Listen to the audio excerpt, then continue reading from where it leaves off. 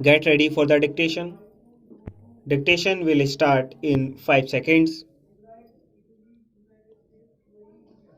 Start. Madam Deputy Chairman, when the House rose for lunch, I was discussing the response of the public to the loan program of the government and was trying to point out that it was rather a serious tendency in the sense that the response of the public had been proved to be poorer during the second plan period than during the first plan period.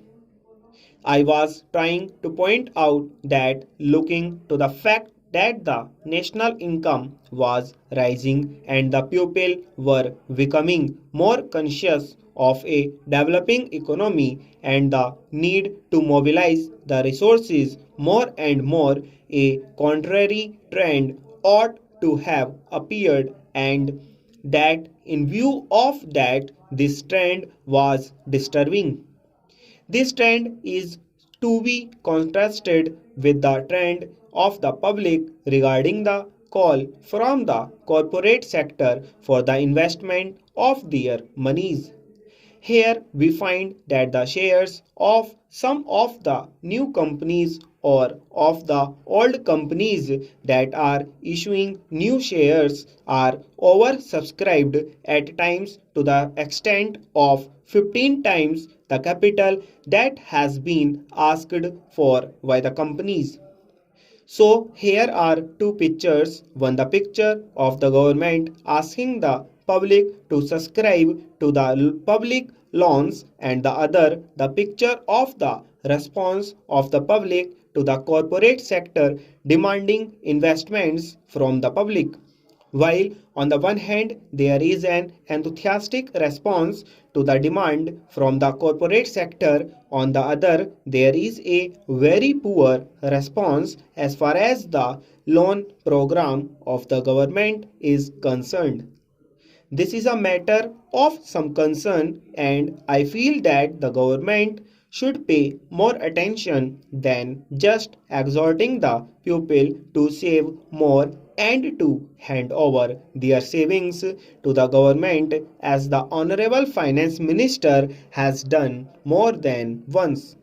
If it would have been merely a question of rediverting the money that is coming from the corporate sector to the public exchequer in the form of loans, perhaps the matter would not have been so serious.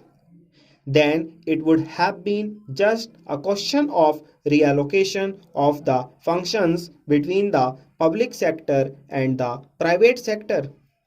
But I feel that there is a large amount of money which is just changing to some lucrative channel, and that explains why the response to the demand from the corporate sector is 15 times. This shows that 14 times that particular capital is not required by that company, and if there had been some adequate step or measure whereby originally that money could have gone to the public exchequer, to that extent there would not have been any disappointment to the people who wanted shares but who did not get them, and disappointment to the public exchequer by not getting the response which it ought to have got.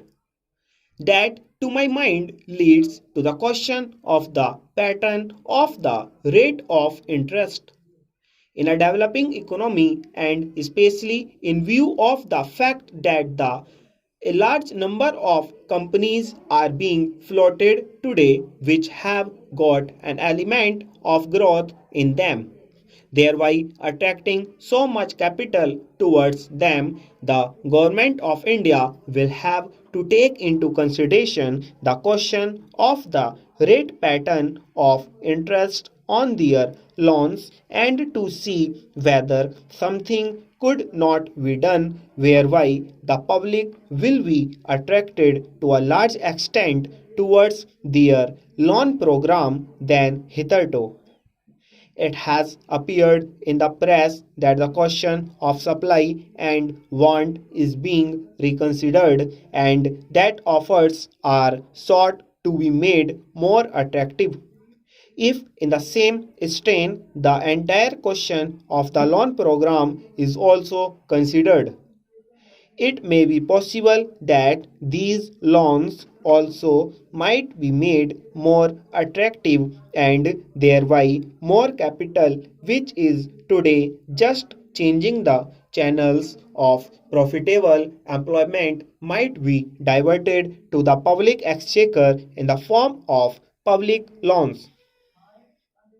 Then there is the question of the state governments performing their part which has been assigned to them during the third plan period. In this connection, I would like to draw the attention of the Honorable House to a very important recommendation which has been made by the Third Finance Commission, namely the appointment of a high power commission to go into the entire question of the allocation of financial resources between the central government and the state governments. They have argued the whole case in nearly 1.5 pages in order to show why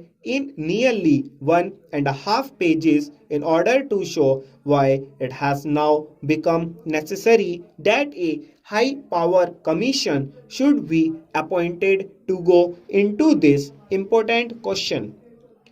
According to the Third Finance Commission, the allocation of resources between the center and the states was made at a time when planned economic development was not visualized.